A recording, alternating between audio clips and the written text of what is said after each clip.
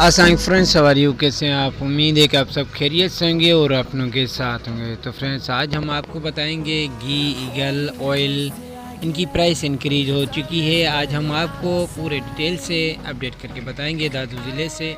तो फ्रेंड्स घी बनास्पति ईगल पर केजी इस वक्त जो प्राइस है बॉक्स की 5800 रुपीज़ है, 5800 रुपये है। और इसके बाद जो 250 ग्राम पाव है उसकी प्राइस 4500 रुपीज़ है, 4500 रुपये है। इसके बाद हमारे पास है 100 ग्राम 2300 रुपीज़, 2300 रुपये है। और इसके बाद हमारे पास ऑयल है जो 900 ml है, 900 ग्राम है।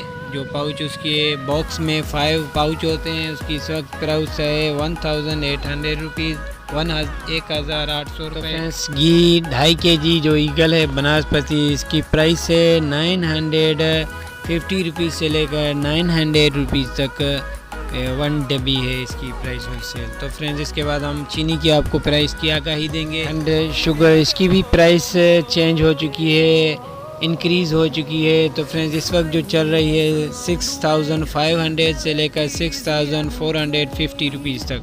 मज़ीद वीडियो देखने के लिए हमारे चैनल का विजिट कीजिए और डेली प्राइस अपडेट के लिए लाइक और सब्सक्राइब करें और बेल आइकन जरूर प्रेस बेल आइकन ऑन करें ताकि जो भी न्यू वीडियो हमारी अपलोड हो आपको नोटिफिकेशन तौर पर पहुंच जाए।